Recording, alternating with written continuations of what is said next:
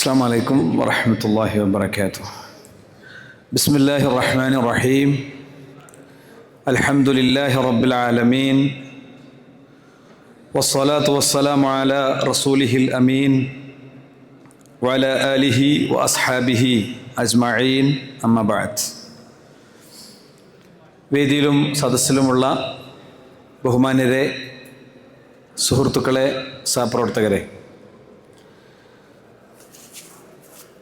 അള്ളാഹുവിൻ്റെ അനുഗ്രഹത്താൽ ഈയൊരു ദിനം അവന് ഏറ്റവും ഇഷ്ടപ്പെട്ട വഴിയിൽ ചെലവാക്കാനുള്ള സമയവും സന്ദർഭവും അവസരവും നമുക്ക് ലഭിച്ചിരിക്കുകയാണ്. അൽഹംദുലില്ലാഹ്. ഞാൻ നിങ്ങളെല്ലാവരും ഒരു പ്രാർത്ഥന അഭ്യർത്ഥിച്ചുകൊണ്ട് തുടങ്ങുകയാണ്. അത്യാവശ്യം മോശമല്ലാത്തൊരു കോൾഡ് എനിക്കുണ്ട്. അപ്പോൾ അതിൻ്റെ ചെറിയൊരു വിഷമമുണ്ട്. അല്ലാഹു സുബ്ഹാനഹു വ തആല ഇവിടെ ഏൽപ്പിക്കപ്പെട്ട വിഷയം ഏറ്റവും ഭംഗിയായി പറയാനും അത് ജീവിതത്തിൽ പ്രാവർത്തികമാക്കാനുമുള്ള തൗഫീഖ് എനിക്കും നിങ്ങൾക്കും നമുക്കെല്ലാവർക്കും പ്രദാനം ചെയ്യുമാറാകട്ടെ. ഒരു 100 നില കെട്ടിടം, അതിൽ നിറയെ വ്യത്യസ്തമായ ലൈറ്റുകളുണ്ട്. അവിടെ ഒരുപാട് ആളുകൾ പല പല കാര്യങ്ങളിൽ ഇങ്ങനെ എൻഗേജ് ചെയ്തുകൊണ്ടിരിക്കുകയാണ്. പെട്ടെന്ന് ഒരു നിമിഷത്തിൽ ഒറ്റ സ്വിച്ചിൽ ആ ലൈറ്റുകൾ മുഴുവൻ ഓഫാകുന്നു. ഇതിലേറെ സിമ്പിളായി, ഇതിലേറെ ലളിതമായി, ഇത്ര തന്നെ കോംപ്ലിക്കേഷനുകളില്ലാതെ ഈ പ്രപഞ്ചം നിശ്ചലമാകുന്നൊരു നിമിഷം വരാനുണ്ട് എന്നത് നമ്മുടെ വിശ്വാസത്തിൻ്റെ അടിസ്ഥാന കാര്യങ്ങളിൽ ഒന്നാണ്. അന്ത്യദിനം സംഭവിക്കുമെന്ന ആ വിശ്വാസത്തിൻ്റെ ആഴത്തിനും വിശദാംശങ്ങളിലെ അറിവിനുമനുസരിച്ച് വ്യക്തികളെന്ന നിലക്ക് നമ്മുടെ ജീവിതത്തിൽ കൃത്യമായ കാഴ്ചപ്പാടും ബെല്ലും ബ്രേക്കുമൊക്കെ ഉണ്ടാകുമെന്നത് നമുക്കെല്ലാവർക്കും അറിയുന്നൊരു കാര്യമാണ്. പലപ്പോഴും നമ്മൾ ചില കാര്യങ്ങൾ എടുത്തു വെച്ച് ചിന്തിക്കുകയാണെങ്കിൽ, ലോകത്തെ ഒരു രാഷ്ട്രം ഇന്ത്യ, ഇന്ത്യയിലെ ഒരു സ്റ്റേറ്റ് കേരളം, കേരളത്തിലെ ഒരു ജില്ല വയനാട്, വയനാട്ടിലെ ഒരു വാർഡ് ചൂരൽമല, ആ ചൂരൽമലയിലെ ഒരു 20 കിലോമീറ്റർ മുകളിൽ നിന്ന് അതിശക്തമായ പ്രളയജലം വന്നപ്പോൾ അതിൻ്റെ വീഡിയോ ദൃശ്യങ്ങളും അത് നേരിട്ട് കണ്ട കാഴ്ചകളുമൊക്കെ എത്രമാത്രം ഭീതി നമുക്ക് നൽകിയിരുന്നു എന്നാലോചിച്ചിട്ട് വേണം മണ്ണും മനുഷ്യനും കാടും കടലും ജീവജാലങ്ങളും സർവം ഒരു നിമിഷം കൊണ്ടില്ലാതെയാകുന്ന ആ ദിനത്തെക്കുറിച്ചും ആ സന്ദർഭത്തെക്കുറിച്ചും നമ്മുടെ മനസ്സിനെ ബോധ്യപ്പെടുത്താനും പഠിപ്പിക്കാനും ഒക്കെ. നോക്കൂ, നിങ്ങൾ സൂര്യൻ്റെ വ്യാസം എടുക്കുകയാണെങ്കിൽ 14 ലക്ഷം കിലോമീറ്റർ ഉണ്ട്. 14 ലക്ഷം കിലോമീറ്റർ ഭൂമിയുടെ വ്യാസത്തേക്കാൾ 109 മടങ്ങ് വലുതാണ്. ഭൂമിയേക്കാൾ 109 മടങ്ങ് വലിപ്പമുള്ള 14 ലക്ഷം കിലോമീറ്റർ വ്യാസമുള്ള സൂര്യൻ, ആ സൂര്യൻ്റെ ഒരു ഉള്ളളവെടുക്കണമെങ്കിൽ 13 ലക്ഷം ഭൂമികളെ ആ സൂര്യൻ്റെ ഉള്ളിലേക്ക് എടുത്തു വെക്കാൻ പറ്റുന്നതാണ്. ഈ ഭൂമിയുടെ വലിപ്പമുള്ള, നാം ജീവിക്കുന്ന ഭൂമിയുടെ വലിപ്പമുള്ള 13 ലക്ഷം ഭൂമികളെ ആ സൂര്യൻ്റെ ഉള്ളിലേക്ക് എടുത്തു വെക്കാൻ പറ്റുന്ന അത്രയും വിശാലമായ സൂര്യൻ. ആ സൂര്യൻ്റെ ഭാരം 3,33,000 മടങ്ങാണ് ഭൂമിയുടെ ഭാരത്തെക്കാളും. ഭൂമിയുടെ ഭാരത്തെക്കാളും 3,33,000 മടങ്ങാണ്. ഇനി നമുക്ക് വിശുദ്ധ ഖുർആനിലെ ഒരു വചനം പാരായണം ചെയ്യണം. നമ്മൾ പലപ്പോഴും ഖത്തം തീർക്കുന്ന ധൃതിയിൽ റമദാനിൻ്റെ അവസാനത്തെ 10 ഇരുന്നും നടന്നും കടന്നൊക്കെ അങ്ങോട്ട് ഓതി തള്ളിയിടുന്ന ധൃതിയിൽ, അല്ലെങ്കിൽ ജീവിത തിരക്കുകളിൽ ഖുർആൻ തന്നെ എടുക്കാൻ കഴിയാത്തതുകൊണ്ടൊക്കെ ആലോചിക്കാതെ പോകുന്ന ഖുർആനിലൊരു വചനം, യൗമ നത്വി സ്സമാഅ കത്വയ്യി സിജ്ലി ലിൽ കുതുബ് അന്ത്യദിനം സംഭവിക്കുന്ന അന്ന് ആ സൂര്യനെ, ഞാനിപ്പോൾ പറഞ്ഞ ആ സൂര്യനെ അല്ലാഹു സുബ്ഹാനഹു വ തആല ഒരു ബുക്കിന്റെ ഉള്ളിലെ കടലാസ് പോലെ അങ്ങോട്ട് ചുരുട്ടുന്നതാണ്. ഒരു നോട്ട് ബുക്കിന്റെ ഉള്ളിൽ നിന്ന് ചീന്തിയെടുത്ത കടലാസ് പോലെ ഈ പറയുന്ന ആകാശത്തെ അല്ലാഹു സുബ്ഹാനഹു വ തആല അങ്ങോട്ട് ചുരുട്ടുന്നതാണ്. അപ്പൊ അതിൻ്റെ ഒരു ഭീതിതാവസ്ഥ എന്തായിരിക്കുമെന്നത് നമ്മുടെ നിർവചനങ്ങൾക്കൊക്കെ അപ്പുറത്താണ്. അങ്ങനത്തെ ഒരു ദിവസവും സമയവും നമ്മളെ സംബന്ധിച്ചിടത്തോളം വരാനുണ്ട്. മാത്രമല്ല സഹോദരങ്ങളെ, നമ്മൾ ജീവിക്കുന്ന ഗാലക്സി മിൽക്കി വേയിൽ ഏകദേശം 10,000 കോടി മുതൽ 40,000 കോടി വരെ നക്ഷത്രങ്ങളുണ്ട്.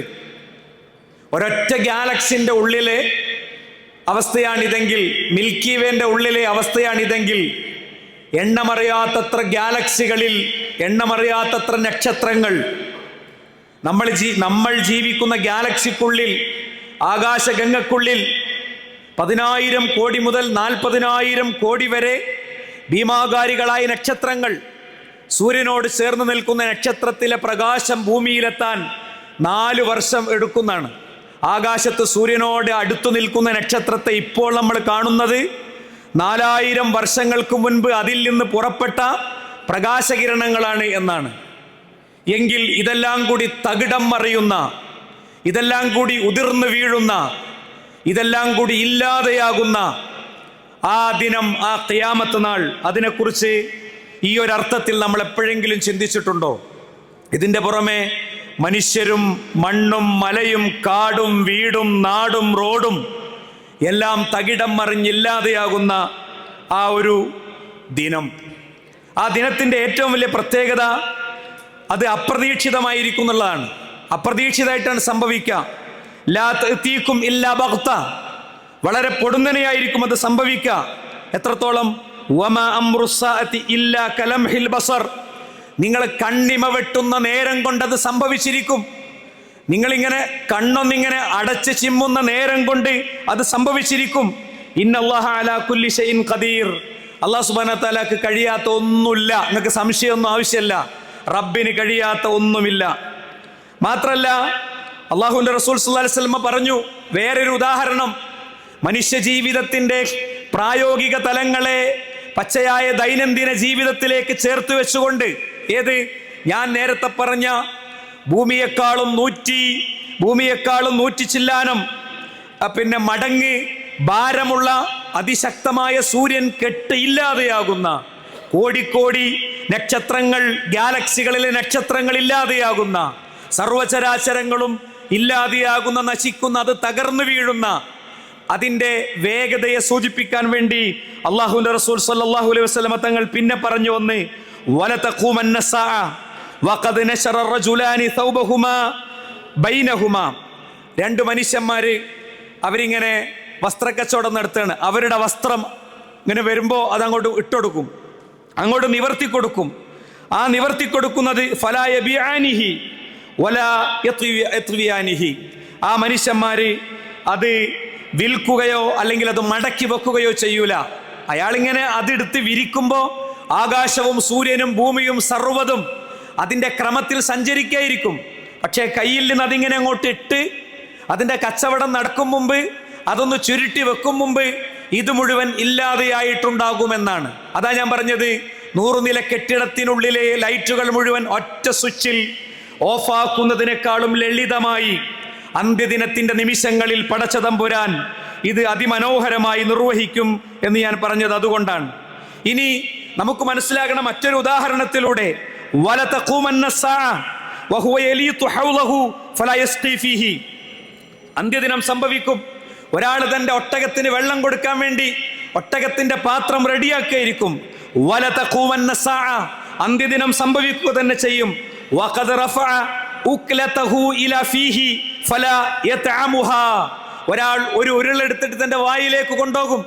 ഉരുളെടുക്കുമ്പോൾ ഒരു കുഴപ്പമില്ല, വായിലേക്ക് കൊണ്ടുപോകുമ്പോഴും കുഴപ്പമില്ല. അതിന്റെ രണ്ടിന്റെയും ഇടയിൽ വെച്ച് സൂര്യൻ കെട്ടുപോകുന്ന, ചന്ദ്രൻ പിന്നെ നിശ്ചലമായി പോകുന്ന, കോടിക്കോടി നക്ഷത്രങ്ങൾ, അത് ഉതിർന്നു വീഴുന്ന, വന്യമൃഗങ്ങൾ മനുഷ്യന്റെ ഇടയിലേക്ക് ഓടിയെത്തുന്ന അത്രയും ഭീകരമായ ദൃശ്യങ്ങൾ. ഏതെങ്കിലും ഒരു സ്ഥലത്ത് ഒരു പുലി ഇറങ്ങിയാലുള്ള ഭയത്രേ. അപ്പൊ ഞാൻ പറയുന്നത്, ഇത്രയും കാര്യങ്ങളൊക്കെ ജീവിതത്തിൽ നമ്മൾ എപ്പോഴെങ്കിലും ഇങ്ങനത്തെ ഒരു നിമിഷത്തെക്കുറിച്ച് ഗൗരവത്തിൽ ആലോചിച്ചിട്ടുണ്ടോ? നമ്മുടെ അടിസ്ഥാന വിശ്വാസങ്ങളിൽപ്പെട്ടതാണിത്. നമ്മുടെ അടിസ്ഥാനപരമായ വിശ്വാസത്തിൽപ്പെട്ടതാണിത്. ഇതിന്റെ സിഫാത്തുകൾ മനസ്സിലാക്കുക എന്നുള്ളത് അന്ത്യദിനം ഉണ്ടെന്ന് മനസ്സിലാക്കലല്ല, അന്ത്യദിനം ഇത്രയും ഭീകരമാണെന്നും അങ്ങനത്തെ ഒരു നിമിഷം വരാനുണ്ടെന്നും കൃത്യമായി മനസ്സിലാക്കി വെക്കുക എന്നുള്ളത്. അത് വളരെ കൃത്യമായി പറഞ്ഞാൽ അതൊരിക്കലും ഒരു വിശ്വാസിയെ സംബന്ധിച്ചിടത്തോളം അത് വന്നതിന് ശേഷം അല്ല അത് വിശ്വസിക്കേണ്ടത്. നിന്റെ റബ്ബിന്റെ അടുത്തുനിന്ന് പ്രത്യക്ഷമായും അന്ത്യദിനം സംഭവിക്കുകയാണെന്നതിന്റെ ചില കാര്യങ്ങൾ വരും. ലയം ഫൗനഫ്സൻ ഈമാനുഹാ, അപ്പൊ വിശ്വസിച്ചിട്ട് കാര്യം ഉണ്ടാകൂല എന്നാ. അതാണ് ഇൽമുൽ ഗൈബുമായി ബന്ധപ്പെട്ട് ഗൈബിയായ വിശ്വാസങ്ങളുടെ പ്രത്യേകത. അതാണ് ഓരോന്നും ബോധ്യപ്പെട്ടിട്ടും ഓരോന്നും 100% കണ്ടിട്ടും ഓരോന്നും തലച്ചോറിന്റെ ഉള്ളിൽ കയറിയിട്ടുമല്ല വിശ്വസിക്കുന്നത്. മറിച്ച് വിശുദ്ധ ഖുർആനിൽ ചരിത്രം കൊണ്ട്, വിശുദ്ധ ഖുർആനിൽ ഗവേഷണങ്ങൾ കൊണ്ട്, വിശുദ്ധ ഖുർആനിൽ സയൻസ് കൊണ്ട്, വിശുദ്ധ ഖുർആനിൽ പ്രായോഗിക ജീവിതവുമായി ബന്ധപ്പെട്ട്, വിശുദ്ധ ഖുർആനിന്റെ നിയമസംഹിതയുമായി ബന്ധപ്പെട്ട് നമുക്ക് ഗവേഷണം നടത്താവുന്ന, പഠിക്കാവുന്ന, അന്വേഷിക്കാവുന്ന, തുലനം നടത്താവുന്ന ഒരുപാട് കാര്യങ്ങളുണ്ട്. ബുദ്ധി പ്രയോഗിച്ച് കടന്നു ചെന്ന് ഇത് സത്യമാണെന്ന് ഉറക്കെ വിശ്വസിക്കുകയും എൻ്റെ റബ്ബ് അവൻ മാത്രം മതി എനിക്കെന്ന നിലപാടിലേക്ക് ഒരു വ്യക്തിക്ക് എത്തിച്ചേരാവുന്ന വിധമുള്ള 100 കണക്കിന് കാര്യങ്ങളുണ്ട്. ആ കാര്യങ്ങളൊക്കെ ബുദ്ധി കൊണ്ട് കൃത്യമായി എനിക്ക് എക്സ്പ്ലോർ ചെയ്യാൻ പറ്റിയിട്ടുണ്ട്, കണ്ടെത്താൻ പറ്റിയിട്ടുണ്ട് എങ്കിൽ എൻ്റെ ബുദ്ധിക്ക് പ്രവേശനമില്ലാത്ത, എനിക്ക് എത്തിപ്പെടാൻ കഴിയാത്ത കുറച്ച് കാര്യങ്ങളുണ്ട്. ആ കാര്യങ്ങൾ എല്ലാം ശരിയായതുകൊണ്ട് ഇതും ശരിയായിരിക്കും എന്ന് ഒരു വിശ്വാസി വിശ്വസിക്കാണ് വേണ്ടത്. പഠനത്തിലൂടെ, അന്വേഷണത്തിലൂടെ ആ ബോധ്യത്തിലേക്ക് എത്തുകയാണ് യഥാർത്ഥത്തിൽ സംഭവിക്കേണ്ടത്. പലപ്പോഴും ഞാൻ ഈ പറഞ്ഞു വെച്ച കാര്യം ഉണ്ടല്ലോ, ഈ പറഞ്ഞു വെച്ച കാര്യം ഏതെങ്കിലും എയ്ത്തിസ്റ്റിന്റെ സ്പീച്ചൊക്കെ കേട്ട ഒരാൾക്ക് ഇങ്ങനെ ഒരു പതിയെ ഒരു മനസ്സിന്റെ ഉള്ളിലൊരു ചിരി ഇങ്ങനെ ആയിട്ട് ഇതിങ്ങനെ കേൾക്കാം.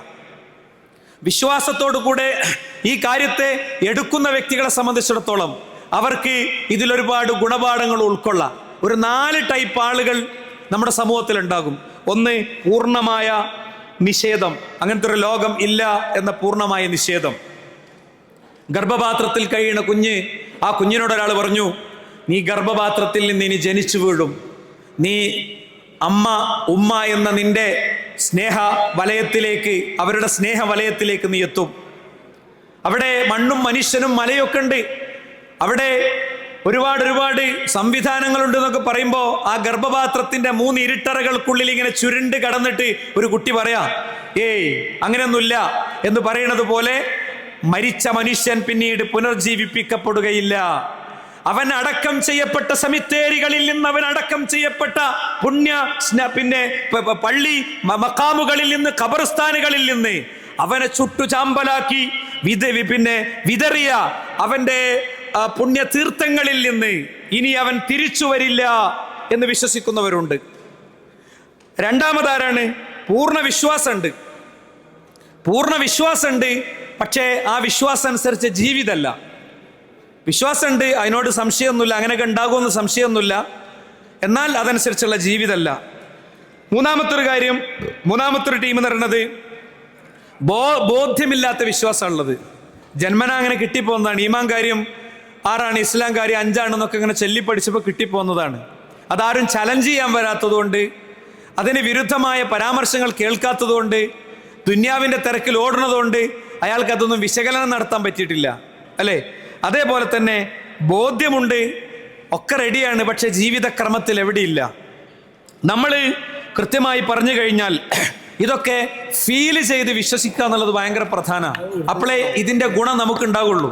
പരലോക വിശ്വാസം, മരണത്തിന് ശേഷം ഒരു ജീവിതമുണ്ട്, ഈ ലോകത്തിനൊരു അന്ത്യമുണ്ട് എന്നൊക്കെ ഒരു വ്യക്തി വിശ്വസിക്കുന്നതിലൂടെ അയാൾക്ക് വ്യക്തി ജീവിതത്തിൽ, സ്വകാര്യ ജീവിതത്തിൽ, സാമൂഹിക ജീവിതത്തിൽ ഒക്കെ ഒരുപാട് കാര്യങ്ങളുണ്ട്. ആ വിശ്വാസം നെഞ്ചിലേറ്റുന്ന ഒരു ജനതക്കുള്ള ഒരുപാട് ക്വാളിറ്റീസ് ഉണ്ട്. പക്ഷേ ആ ക്വാളിറ്റീസിലേക്ക് നമുക്ക് എത്തിപ്പെടാൻ കഴിയണമെങ്കിൽ എന്ത് വേണമെന്നറിയോ? നമ്മളെ സംബന്ധിച്ചിടത്തോളം നമുക്ക് ഓരോരുത്തർക്കും അത് ഫീൽ ചെയ്ത് വിശ്വസിക്കാൻ പറ്റണം. ഇന്നിപ്പോൾ വെള്ളിയാഴ്ചയാണെന്നുള്ളത് നമുക്ക് ഫീൽ ചെയ്തതാണ്. അതുകൊണ്ടാണ് നമ്മൾ രാവിലെ എണീറ്റതും കുളിച്ചതും ഒരുങ്ങിയതും പോയതും ഒക്കെ. നോക്കൂ, നിങ്ങൾ വിശുദ്ധ ഖുർആൻ പറഞ്ഞ എന്താ അറിയോ? സുമ്മ ഇന്നക്കും ബഅദ ദാലിക ലമയ്യിതൂൻ. അതിനുശേഷം നിങ്ങൾ മരിക്കും. നിങ്ങൾ മരിക്കുമെന്നതൊരു അനിവാര്യതയാണെങ്കിൽ സുമ്മ ഇന്നകും യൗമൽ ഖിയാമത്തി തുബഅസൂൻ, മരണം ഒരു അനിവാര്യതയാണെങ്കിൽ മരണത്തിന് ശേഷമുള്ള പുനരുദ്ധാനവും ഒരു അനിവാര്യമായ കാര്യമാണ് എന്നാണ് ഖുർആൻ പറയുന്നത്. അത് പറഞ്ഞ് നിർത്തിയിട്ടില്ല. വ്യത്യസ്തമായ രീതിയിൽ മനുഷ്യ ബുദ്ധിയോട് ഖുർആൻ സംവദിച്ചിട്ടുണ്ട്. അയഹ്സബുൽ ഇൻസാനു അല്ലൻ നജ്മഅ ഇളാമ ബലാ ഖാദിരീന അലാ അൻ നുസവ്വിയ ബനാന ബൽ യുരീദുൽ ഇൻസാൻ. ഇങ്ങനെ മനുഷ്യന്റെ അവസ്ഥകളെ കുറിച്ച് ഇങ്ങനെ പറയാം. അയഹ്സബുൽ ഇൻസാൻ, മനുഷ്യൻ വിചാരിക്കുന്നുണ്ടോ, അല്ലൻ നജ്മഅ ഇളാമ, അവന്റെ അസ്ഥികൂടങ്ങളെ നാം തിരിച്ചു കൊണ്ടുവരില്ല എന്ന് മനുഷ്യൻ വിചാരിക്കുന്നുണ്ടോ? അപ്പൊ അങ്ങനെ വിചാരിക്കണം മനുഷ്യരുള്ളതുകൊണ്ട് തന്നെ ഖുർആൻ പറഞ്ഞത് അവന്റെ അസ്ഥികൂടങ്ങൾ നമ്മൾ തിരിച്ചു കൊണ്ടിരുന്നല്ല, മറിച്ച് ഖുർആന്റെ പ്രയോഗം ബലാ ഖാദിരീന അലാ അൻ നുസവ്വിയ ബനാന, നിശ്ചയമായും അവന്റെ വിരലറ്റത്തെ അടയാളങ്ങളെപ്പോലും നമ്മൾ തിരിച്ചു കൊണ്ടുവരും. മനുഷ്യനെ തിരിച്ചു കൊണ്ടുവരുന്നല്ല, അവന്റെ ഐഡന്റിഫിക്കേഷൻ മാർക്ക്, അവന്റെ ഫിംഗർ പ്രിന്റുകളെ പോലും തിരിച്ചു കൊണ്ടുവരും എന്നാണ്. ഫിംഗർ പ്രിന്റുകളെ കുറിച്ചിട്ടുള്ള വളരെ ഡീറ്റെയിൽ ആയ സ്റ്റഡി ലോകത്ത് നടന്നിട്ടുണ്ട്. എന്താ, എക്സ് എന്ന് പറയുന്ന വ്യക്തിയുടെ കയ്യിൽ നിന്ന് ഒരു ശസ്ത്രക്രിയ വഴി ഫിംഗർ പ്രിന്റുകൾ എടുത്തിട്ട് വൈ എന്ന വ്യക്തിക്ക് കൊടുത്താൽ ആ സർജറിക്ക് ശേഷം എല്ലാം ഉണങ്ങി റെഡിയായി വരുമ്പോൾ എക്സിന്റെ കൈയുമുണ്ടാകും, വൈൻ്റെ കൈയുമുണ്ടാകും. നോക്കൂ നിങ്ങൾ, മനുഷ്യനെ സംബന്ധിച്ചിടത്തോളം ഈ ഫിംഗർ പ്രിന്റുകൾ എന്നുള്ളത് ഒരു അത്ഭുത ലോകമാണ്. ഒരു ഇരട്ട കുട്ടികളുണ്ടെങ്കിൽ ഇരട്ട കുട്ടികൾക്ക് ഇത് ഗർഭത്തിൽ വെച്ച് തന്നെ കിട്ടും. ഫിംഗർ പ്രിന്റുകൾ മനുഷ്യന് ഗർഭപാത്രത്തിൽ വെച്ച് തന്നെ കിട്ടുന്നുണ്ട്. ആ ഫിംഗർ പ്രിന്റുകൾ, വിരലടയാളങ്ങൾ, അത് ഇരട്ട കുട്ടികളുണ്ടെങ്കിൽ രണ്ടാളതും വേറെ വേറെയാണ്, അല്ലെ? രണ്ടാളതും വേറെ വേറെയാണ്. അത് ജീവിതത്തിലെ ഒരു കാരണം കൊണ്ടും മാറുന്നില്ല. ഒടിഞ്ഞു, ചതഞ്ഞു, മുറിഞ്ഞു, ത്വക്ക് രോഗം വന്നു, സ്കിൻ തന്നെ പോയി, ഇതുകൊണ്ടൊന്നും മാറുന്നില്ല. അത്രയും കൃത്യമാണ്. അതിനെ പടച്ച റബ്ബ് തിരിച്ചു കൊണ്ടുവരും എന്നാണ്. അതിനെ തിരിച്ചു കൊണ്ടുവരുന്ന റബ്ബ് ഉണ്ടെന്നും അങ്ങനത്തെ ഒരു പരലോകമുണ്ടെന്നും ഒരു വ്യക്തിക്ക് കൃത്യമായി വിശ്വസിക്കാൻ പറ്റും. മാത്രല്ല, വിശുദ്ധ ഖുർആൻ സൂറത്തു ഖിയാമയിൽ തന്നെ ചോദിച്ചു, അയഹ്സബുൽ ഇൻസാനു അൻ യുത്രക സുദാ അലം യകുനു തുഫതം മിൻ മനിയ്യിൻ ثم كان علقة فخلق فسوى فجعل منه الزوجين الذكر والأنثى أليس ذلك بقادر على أن يحيي الموتى. വരുന്നോടത്ത് വെച്ച് കാണാന്ന് വിചാരിക്കുന്ന ആൾക്കാരില്ലേ, ഒരാടായി പറയണേ. അയഹ്സബുൽ ഇൻസാൻ, മനുഷ്യൻ വിചാരിക്കുന്നുണ്ടോ, അയ്യുത്രക സുദാ, അവനെ അങ്ങോട്ട് വെറുതെ വിടുമെന്ന്.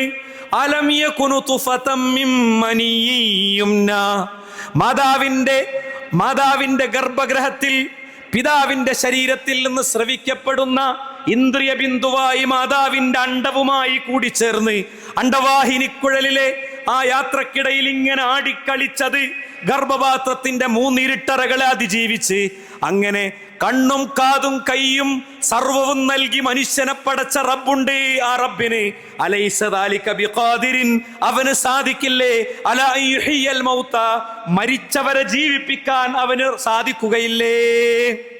ഇതാ ഖുർആന്റെ ചോദ്യം. മനുഷ്യന്റെ തലച്ചോറിന്റെ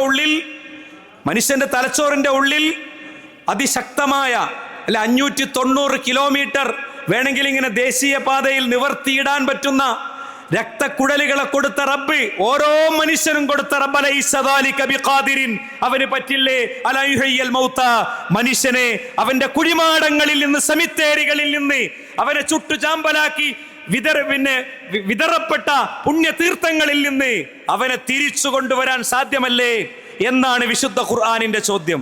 അതിശക്തമായ ചോദ്യം, അല്ലെ? മനുഷ്യന് കിഡ്നി ഉണ്ട്, 150 ലിറ്റർ ബ്ലഡിനെ ശുദ്ധീകരിക്കുന്ന കിഡ്നി. ആ കിഡ്നിയെ സംബന്ധിച്ചിടത്തോളം അതിന്റെ മഹത്വവും പ്രാധാന്യമൊക്കെ അറിയണമെങ്കിൽ അതിനെന്തെങ്കിലും ഒരു കുഴപ്പം വരണം, അല്ലെ? അതിനെന്തെങ്കിലും ഒരു കുഴപ്പം വരണം. ഡയാലിസിസ് പേഷ്യന്റ് ഇഷ്ടം പോലെ ഭക്ഷണം കഴിക്കാൻ കഴിയണില്ല, ഭാര്യയെ കുറ്റം പറയാണ്, നിങ്ങൾ എനിക്ക് തുള്ളി വെള്ളം തരാൻ പറയാം അവളോട്. ഞാൻ അവളെ ഇങ്ങനെയൊക്കെ നോക്കിയിട്ടുണ്ട്, ഓർമ്മിപ്പിക്കുകയാണ്. ഒരു കിഡ്നി പേഷ്യന്റിനെ കാണാൻ ചെന്നപ്പോഴേ വാതിൽ കുറ്റിടാൻ പറഞ്ഞു, എന്നിട്ട് ഓർമ്മിപ്പിക്കുകയാണ്. എന്താ ഓർമ്മിപ്പിക്കണത്? മൗലവി, ഞാൻ അവളെ എങ്ങനെ നോക്കിയത് നിങ്ങൾക്കറിയോ? എന്നിട്ട് ഒരു തുള്ളി വെള്ളം ചോദിച്ചിട്ട് എനിക്ക് തരുന്നില്ല അവള്. ആ സ്ത്രീ എന്ത് ചെയ്യും? കൊടുക്കാൻ പറ്റുമോ? വാതിലിന്റെ അപ്പുറത്ത് എല്ലാം കേട്ട് കരഞ്ഞു നിൽക്കുന്ന അവര് എൻ്റെ അടുത്ത് ചോദിച്ചു, മൗലവി, ഞാൻ എന്താ വേണ്ടു എന്നും കേൾക്കണത്. ആ പറഞ്ഞതൊക്കെ ശരിയാണ്. എനിക്ക് കൊടുക്കാൻ പറ്റുമോ? ഡോക്ടർ പറഞ്ഞതിലേറെ കൊടുക്കാൻ പറ്റുമോ? അല്ലേ? ഒരു സ്വിച്ച് ഓൺ ആക്കാതെ ഇതൊക്കെ സൃഷ്ടിച്ച് പരിപാലിക്കുന്ന റബ്ബ് അവൻ അക്ബറാണ്. പള്ളി മിനാരങ്ങളിലെ അല്ലാഹു അക്ബറിന്റെ അർത്ഥം അതാണ്. എന്റെ കിഡ്നിയെ എനിക്കൊരു ബാധ്യതയില്ലാതെ നിയന്ത്രിക്കണ എന്റെ റബ്ബ് അല്ലേ? എന്റെ മൂത്രസഞ്ചി, എന്റെ കാഷ്ടം പോണ സംവിധാനം, വൻകുടലിന് ക്യാൻസർ വന്ന് അത് റിമൂവ് ചെയ്താൽ ഒരു ബാഗ് വരും ഇവിടെ. അപ്പോഴാണ് അതിന്റെ മഹത്വം അറിയാ. ടോയ്ലറ്റിൽ പോകുമ്പോ എല്ലാ ദിക്റും ചെല്ലാൻ തോന്നുന്ന അപ്പോഴാണ്. ആ റബ്ബിന് അലൈസ ദാലിക ബിഖാദിരിൻ, അവന് സാധിക്കില്ലേ അലാ യുഹ്യിൽ മൗത, മരിച്ചവരെ ജീവിപ്പിക്കാൻ എന്നാണ് വിശുദ്ധ ഖുർആനിന്റെ ചോദ്യം. അതുകൊണ്ട് സഹോദരന്മാരെ, വരുന്നിടത്ത് വെച്ച് കാണാന്നുള്ളതല്ല. നമ്മുടെ സൗദി അറേബ്യയിൽ അൽഹസ പ്രദേശത്തുണ്ടായിരുന്ന നമ്മുടെ ഒരു സഹോദരൻ കഴിഞ്ഞ 1-2 ആഴ്ചകൾക്കും മരണപ്പെട്ടു പോയി. അള്ളാഹു അദ്ദേഹത്തിന്റെ ഖബർ വിശാലാക്കി കൊടുക്കുമാറാകട്ടെ. ഞാൻ ഒരു വിസിറ്റിന്റെ സന്ദർഭത്തിൽ അവിടെ ചെന്നപ്പോൾ അദ്ദേഹം ഇങ്ങനെ റോട്ടിൽ നിന്ന് ആളുകളെ ഇങ്ങനെ വിളിക്കുകയാണ്. നമ്മളെ അബ്ദുസ്സലാം മൗലവി റഹിമഹുല്ല, അദ്ദേഹവും മരണപ്പെട്ടു പോയി. അദ്ദേഹത്തിന്റെ ഖബറിനെ അള്ളാഹു വിശാലമാക്കി കൊടുക്കുമാറാകട്ടെ. ഷെയ്ഖിന്റെ അമലുകൾ അള്ളാഹു സ്വീകരിക്കുമാറാകട്ടെ. അപ്പോൾ അവിടെ ഇങ്ങനെ ഞാൻ വന്ന ദിവസമാണ്, ഞാൻ ക്ലാസ് എടുക്കാൻ വരുന്നുണ്ട് എന്നിട്ട് ഇങ്ങനെ വിളിക്കുക. അപ്പോൾ ഞാൻ അദ്ദേഹത്തോട് പറഞ്ഞു, എനിക്ക് ഭയങ്കര ഇഷ്ടമായി. വേറൊരു നാട്ടിലെ ഒരു മനുഷ്യൻ വേറൊരു നാട്ടിൽ വന്ന് റോട്ടിലിറങ്ങി ക്ഷണിക്കുകയാണല്ലോ. അപ്പം അദ്ദേഹം എന്നോട് പറഞ്ഞെന്താ അറിയാം, മൗലവി, ഞാനിവിടെ നിന്ന് ഒരിക്കൽ സംസാരിച്ചപ്പോൾ ഒരു പയ്യൻ എന്നോട് പറഞ്ഞു, നിങ്ങളൊക്കെ നരച്ചു, ഞാനൊക്കെ ചെറുപ്പക്കാരനാണ്, കുറച്ചു കാലം ഒന്ന് അടിച്ച് പൊളിക്കട്ടെ, എന്നിട്ട് വന്നോളാം, ഇനി മേലാലെന്നെ വിളിക്കരുത്. അരമണിക്കൂർ കഴിഞ്ഞ് സൗദി ഷുർത്തൻ്റെ കോള് വന്നു, നിന്റെ നാട്ടുകാരനൊരാൾ ഇവിടെ ആക്സിഡൻ്റ് ആയിട്ടുണ്ട്. ഞാൻ നോക്കുമ്പോൾ സീറ്റിൻ്റെ സ്റ്റിയറിങ്ങിൻ്റെ അടിയിൽ അവനിങ്ങനെ പാതി കത്തിക്കരിഞ്ഞിരിക്കുന്നുണ്ട്. അവൻ്റെ ബോഡി ഞാനാണ് എടുത്തത്. ആ ബോഡി എടുക്കുമ്പോൾ എൻ്റെ കാതിലുണ്ടായിരുന്നു, ഞാനൊന്ന് ജീവിക്കട്ടെ കാക്ക, നിങ്ങൾ എന്നെ വിളിക്കരുതേ എന്ന വാചകം. വാക്കുകൊണ്ട് പറഞ്ഞില്ലെങ്കിലും ജീവിതം കൊണ്ട് അങ്ങനെയാണ് നമ്മൾ പലപ്പോഴും.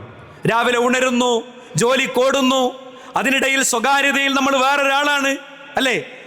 ഇതൊക്കെ എന്തിനാ നമ്മൾ ചെയ്യണത്? ദുന്യാവിന് വേണ്ടിയാണ് ചെയ്യണത് അല്ലേ? നമ്മുടെ പാടവും പറമ്പും എസ്റ്റേറ്റും പാറക്കോറിയും റിവർ വ്യൂ സൈറ്റുകളൊക്കെ ഉണ്ടാക്കി കൂട്ടുകയാണ്. എന്താ അന്ത്യദിനത്തിൽ അതിന് സംഭവിക്കുക?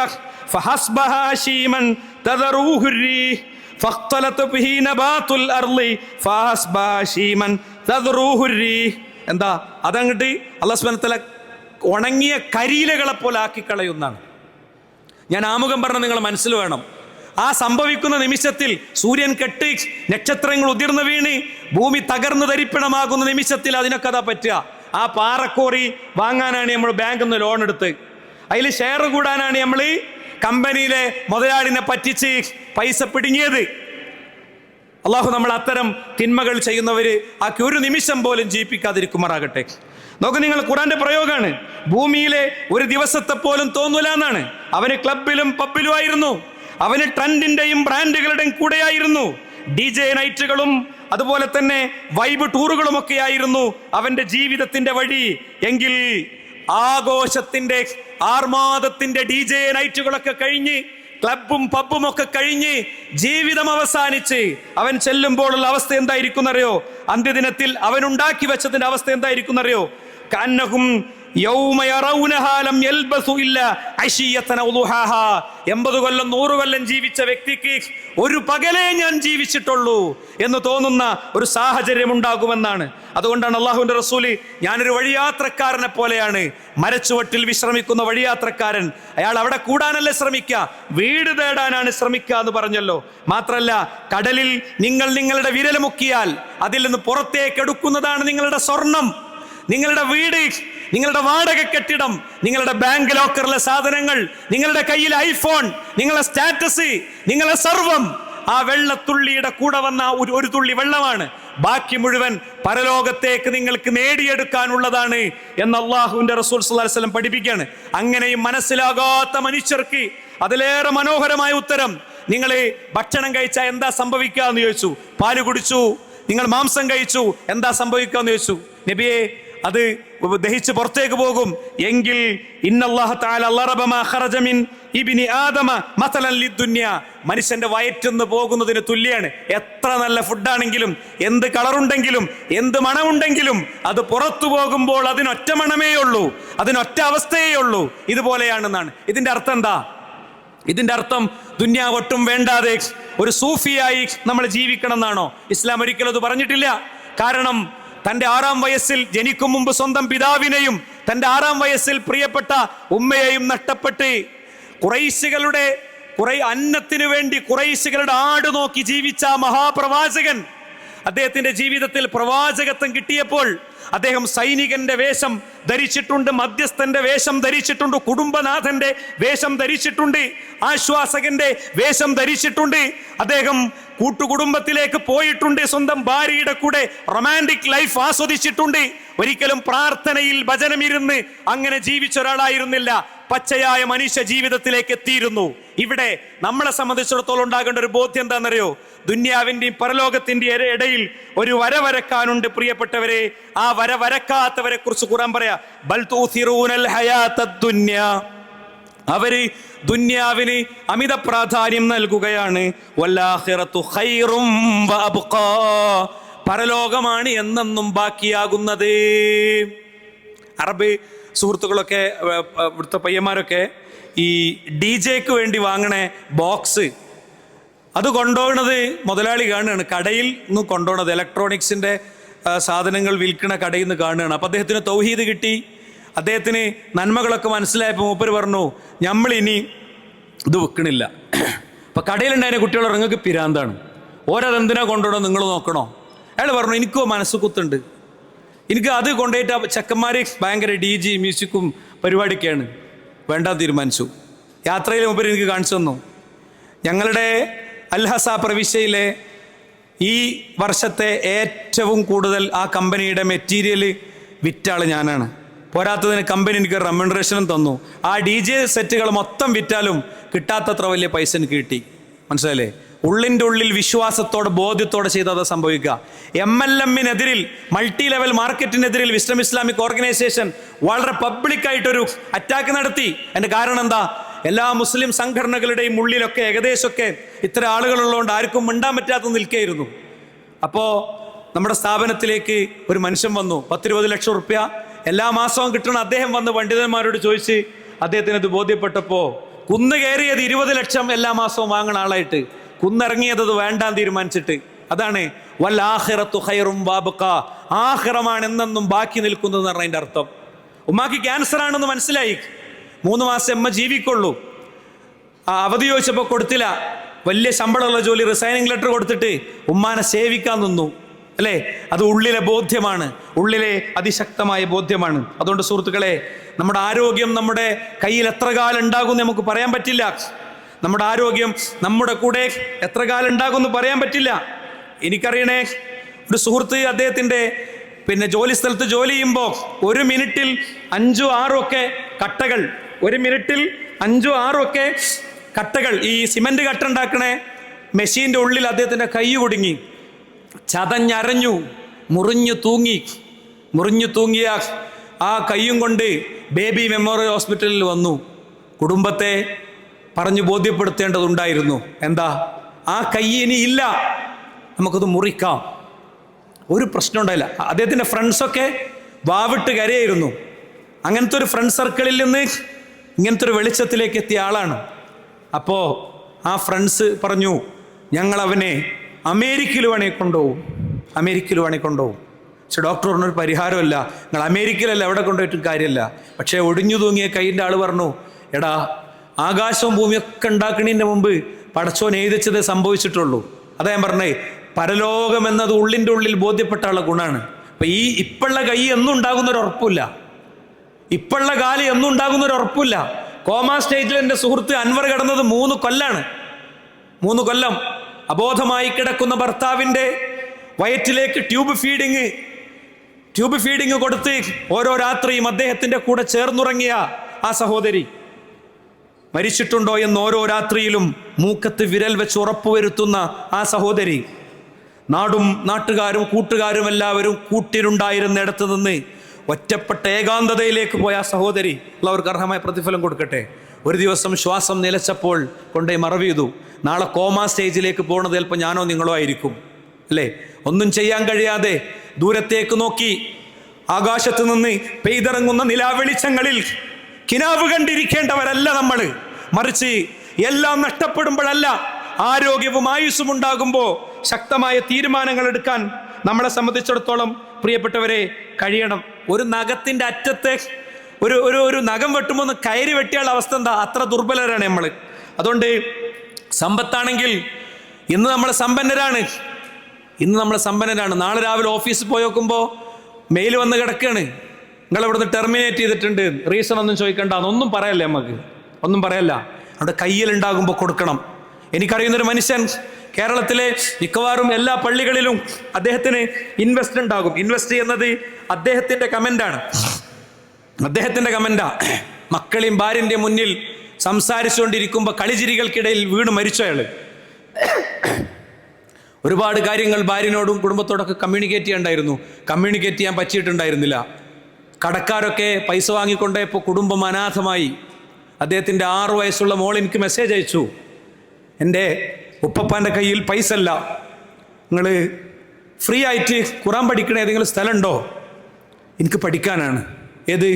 ഒരു വലിയ സമ്പന്നൻ്റെ മകളെ ഒരു 500 റുപ്യ 1000 റുപ്യ കൊടുത്ത് ഖുറാൻ പഠിപ്പിക്കാൻ കഴിയാത്ത ദാരിദ്ര്യത്തിലേക്ക് ഒരു കുടുംബം പോവുക. ആ വിധവ അവര് ധീരമായി നിന്ന് ഒക്കെ തിരിച്ച് പിടിച്ചോണ്ടിരിക്കുകയാണ്. അള്ളാഹു ഒരു ഖൈറും ബർക്കത്തും കൊടുക്കട്ടെ. ആ മോള് ഹാഫിളത്തുമായി ഒരുപാട് ആളുകളുടെ പ്രാർത്ഥന കൊണ്ട്. ഞാൻ പറയുന്നത് ഇതൊക്കെ നമ്മൾ ഓർക്കണം. മരണം ഭയങ്കര അപ്രതീക്ഷിതമാണ്. നിങ്ങൾക്കൊരു സ്ക്രീനിലൊരു വീഡിയോ കാണിക്കാൻ കഴിയുന്നതും വിചാരിക്കണേ. എന്താ? ഫുട്ബോൾ ഗ്രൗണ്ടിൽ മനോഹരമായി കളിച്ചുകൊണ്ടിരിക്കുകയാണ്. മിക്ലോഷ് ഫെഹർ കളിച്ചുകൊണ്ടിരിക്കുമ്പോൾ മഞ്ഞക്കാട് കിട്ടിയ അദ്ദേഹം അടുത്ത നിമിഷം മരിച്ചു വീഴുകയാണ്. കൂട്ടുകാർക്കൊന്നും ചെയ്യാൻ പറ്റിയില്ല. കളിക്കൂട്ടുകാരൻ്റെ ആത്മാവ് ആകാശത്തേക്ക് ഉയരുമ്പോ മെഡിക്കൽ സംവിധാനങ്ങൾ മുഴുവൻ ചേർന്ന് നിന്നിട്ടും അയാളെ തിരിച്ചു കൊണ്ടുവരാൻ പറ്റിയില്ലെങ്കിൽ നമുക്കൊക്കെ ഇത്തരം ഒരു നിമിഷം വരാനുണ്ട് എന്നുള്ള കാര്യത്തിൽ പ്രിയപ്പെട്ടവരെ സംശയമല്ല. എന്താ? ഓടിക്കുന്ന വണ്ടിയിൽ അയാൾ തന്നെ കുടിച്ച് ഉപേക്ഷിച്ചിരുന്ന പെപ്സിയുടെ കുപ്പി ബ്രേക്കിന്റെ താഴെ വന്ന് നിന്നപ്പോ ആ കുപ്പി ഉള്ളതുകൊണ്ട് ബ്രേക്ക് അമരാത്തത് കൊണ്ട്, ചവിട്ടാൻ കഴിയാത്തതുകൊണ്ട് നേരെ കിടങ്ങിൽ പോയി വീഴാണ്. ഏതെങ്കിലും ഒരു ബ്ലഡ് കണ്ടന്റിൽ ഒരു പ്രശ്നമല്ല. മരണം അതിൻ്റെ പ്ലാനിങ് നിർവഹിക്കുക അത്ര മനോഹരമായിട്ടാണ്. അതുകൊണ്ട് തന്നെ 86,400 സെക്കൻഡ് ഒരു വ്യക്തിക്ക് ഒരു ദിവസം അയാളുടെ ജീവിതത്തിൽ കിട്ടുന്നുണ്ട്. 86,400 സെക്കൻഡ് ഒരു വ്യക്തിയെ സംബന്ധിച്ചിടത്തോളം കിട്ടുന്നുണ്ട്. ആ സെക്കൻഡുകൾ 86,400 രൂപയാണെങ്കിൽ നമ്മൾ എന്തൊക്കെ ചെയ്യും? ഒരുപാട് കാര്യങ്ങൾ നമ്മൾ ചെയ്യും, അല്ലേ? അന്നമൻ ത്വാല ഉംറുഹു വഹസുന അമലുഹു, ഒരു വ്യക്തിയുടെ ആയുസ് അങ്ങനെ നീണ്ടുപോകുന്നു, അവൻ്റെ കർമ്മങ്ങൾ ശരിയാകുന്നു, അവനാണ് ഏറ്റവും നല്ല മനുഷ്യൻ എന്ന് റസൂലുള്ളാഹി സ്വല്ലല്ലാഹി അലൈഹി വസല്ലം തങ്ങൾ പഠിപ്പിക്കുകയാണ്. അതുകൊണ്ട് അമിതമായ ജോലിക്ക് മേലെ ജോലി ഏറ്റെടുക്കുകയാണ് നമ്മൾ. എന്നിട്ടോ ജീവിക്കാൻ മറക്കുകയാണ്. 10,000-70,000 സാലറി വാങ്ങണം. ശരിക്കും കേട്ടോളൂ ഞാൻ പറയുന്നത്. ഒരു സർക്കാർ ഉദ്യോഗസ്ഥൻ അയാള് 56-ാമത്തെ വയസ്സിൽ റിട്ടയർഡ് ആകുമ്പോൾ 4-1 അയാളുടെ ശമ്പളം പോകും. ഒരു 25,000 റുപ്യയിലേക്ക് ചുരുങ്ങും. ഇന്നലെ വരെ ഉണ്ടായിരുന്ന ജീവിതം ഇന്നു മുതൽ അയാൾ പറിച്ച് നടണം. നമുക്കെന്താ പറ്റാത്ത? വാപ്പുണ്ട്, ഉമ്മുണ്ട്, അവർക്ക് പരിരക്ഷ ആവശ്യമുണ്ട്. നമ്മളൊക്കെ ഉറപ്പുവരുത്തിയിട്ടുണ്ട്. അവർക്ക് വേണ്ടതൊക്കെ കൊടുക്കുന്നുണ്ട്. അവർക്ക് വേണ്ടത് നിങ്ങൾ നെറ്റിയിൽ ഇങ്ങനെ ഒന്ന് അമർത്തി പിടിച്ചിട്ട് മച്ചേ പനിക്ക് കുറവുണ്ടോ എന്ന ചോദ്യമാണ്. അവരിങ്ങനെ തളർന്നിരിക്കുമ്പോൾ നിങ്ങൾ കമ്മിഞ്ഞു തന്ന ആ ഉമ്മയെ നിങ്ങളുടെ മാറിലേക്ക് ചേർത്ത് കിടത്താൻ വേണ്ടേ, അല്ലേ? അതാ വേണ്ടത്. പറ്റാത്ത എന്താ? തീരുമാനം എടുക്കാൻ കഴിയാത്ത എന്തുകൊണ്ടാണ് പ്രിയപ്പെട്ടവരെ പറ്റാത്തത്? നമ്മൾക്ക് ദുന്യാവിൻ്റെയും പരലോകത്തിൻ്റെയും ഇടയിൽ കൃത്യമായ വരവരക്കാൻ നമ്മളെ സംബന്ധിച്ചിടത്തോളം കഴിയുന്നില്ല, അല്ലേ? തിരക്കുകളേറെയുണ്ട്. നമുക്ക് തിരക്കുകളേറെയുണ്ട്. ആ തിരക്കുകളേറെയുള്ളിടത്ത് നിന്ന് നമ്മൾ ജീവിതത്തിന് പുതിയൊരു മൊഡ്യൂൾ കാണുന്ന നോമ്പിലേക്കാണ് പോകുന്നത്. ലഖദ് അദ്റക്തു അഖ്വാമൻ കാനു അശദ്ദ ഹിർസന അലാ ഔഖാതിഹിം മിൻ ഹിർസിക്കും അലാ ദറാഹിമിക്കും വദനാനീരിക്കും എന്ന് പണ്ഡിതന്മാർ പറഞ്ഞു. ഹസൻ അൽ ബസ്രി റഹിമഹുള്ളയുടെ ഖൗലാണ്. ഞാനൊരു സമൂഹത്തെ കണ്ടിട്ടുണ്ട്, ദീനാറുകൾക്കും ദിർഹമുകൾക്കും നിങ്ങൾ കൊടുക്കുന്നതിലേറെ പ്രാധാന്യം സമയത്തിന് കൊടുത്തിരുന്നു അവരെന്നാണ്. ശൈഖുൽ ഇസ്ലാം ഇബ്നു തൈമിയ്യ റഹിമഹുല്ലാഹ് ജയിലിൽ അടക്കപ്പെട്ട ഓരോ വെള്ളിയാഴ്ചയും അദ്ദേഹം പുതിയ വസ്ത്രം ധരിച്ച് കുളിച്ച് പുതിയ വസ്ത്രം ധരിച്ച് ഗേറ്റിലേക്ക് വരും. പാറാവുകാരനോട് പറയും എനിക്ക് പള്ളിയിൽ പോകണമെന്ന്. ശൈഖേ, നിങ്ങൾ തടവ് പുള്ളിയല്ലേ, നിങ്ങളെ വിടാൻ പറ്റില്ലെന്ന് പറയുമ്പോൾ അദ്ദേഹം പറയുന്നൊരു ഉത്തരമുണ്ട്. എന്താ ഉത്തരം എന്നറിയോ? ഇതുവരെ വരൽ എൻ്റെ ഉത്തരവാദിത്തമാണ്. ഇവിടുന്ന് എന്നെ ഫ്രീ ആക്കൽ നിങ്ങളുടെ ഉത്തരവാദിത്തമാണ്. ഞാൻ എൻ്റെ റബ്ബിന്റെ കോടതിയിൽ പറയുന്നതാണ്.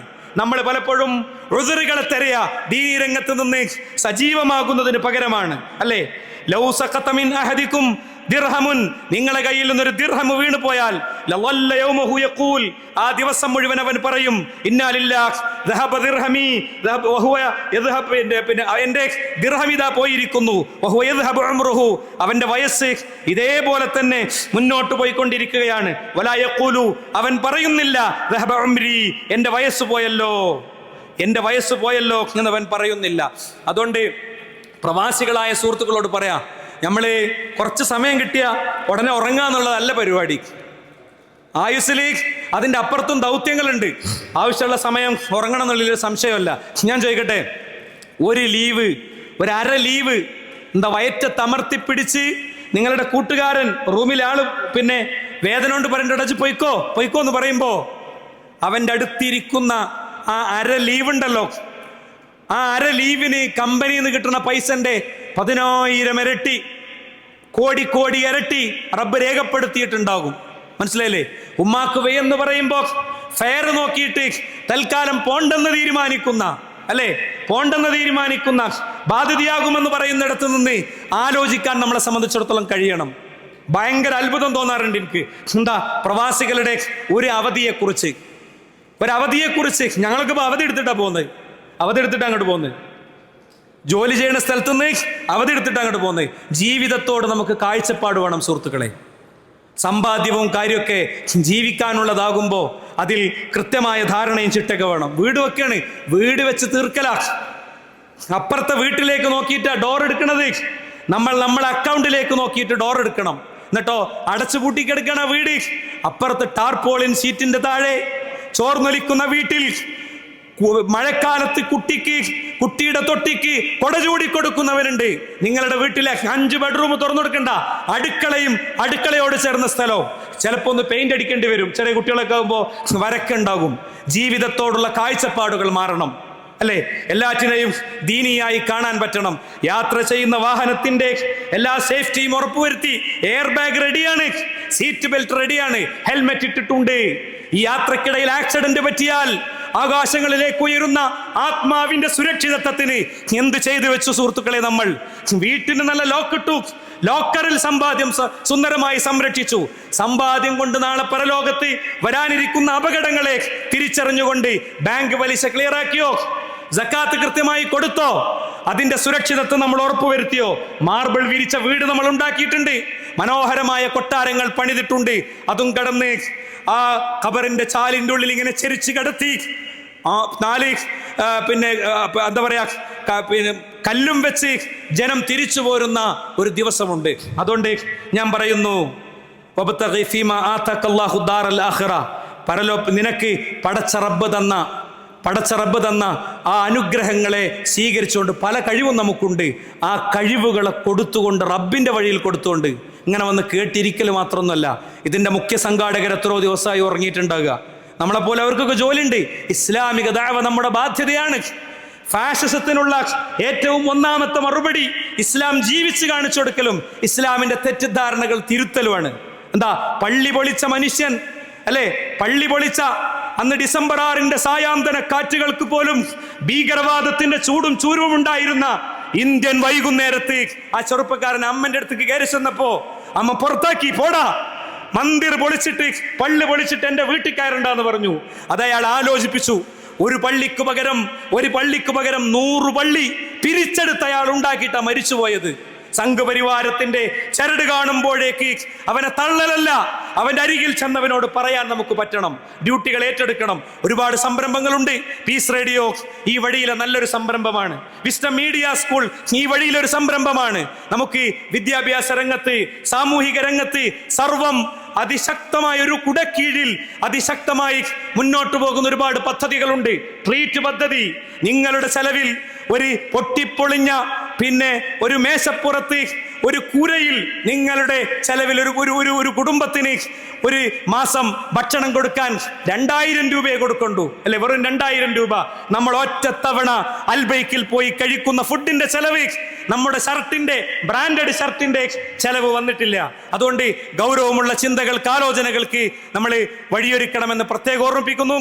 പഠിക്കാൻ പീസ് റേഡിയോ മുന്നോട്ട് വെക്കുന്ന അതിന്റെ കോഴ്സ് ഓപ്ഷനെ കുറിച്ച് ഉള്ളൊരു വിവരണത്തിലേക്കാണ് ഈ സദസ്സ് പോകുന്നത്. പ്രിയപ്പെട്ടവരെ, കയ്യിലെ പട്ടത്തിന്റെ ചരടറ്റ് ആ പട്ടം ഇങ്ങനെ ആകാശത്ത് പാറി പറന്ന് എവിടെയോ പോകുമ്പോ എന്റെ പട്ടം പോയല്ലോ എന്നോർത്ത് കരയുന്ന കുഞ്ഞിനെ പോലെ ആത്മാവ് നമ്മളെ വിട്ടുപോകുമ്പോൾ വിങ്ങി വിങ്ങി പടച്ചോനെ എന്റെ റൂഹിനെ തിരിച്ചുകൊണ്ടാ എന്ന് പറയുന്ന നിലവിളിക്കാരുടെ കൂട്ടത്തിലല്ല നമ്മൾ ആകേണ്ടത് എന്ന് മാത്രം ഓർമ്മിപ്പിച്ചുകൊണ്ട് ബാറക്കല്ലാഹു ഫീക്കും ജമീഅൻ. അസ്സലാമു അലൈക്കും വറഹ്മത്തുള്ളാഹി വബറകാതുഹു.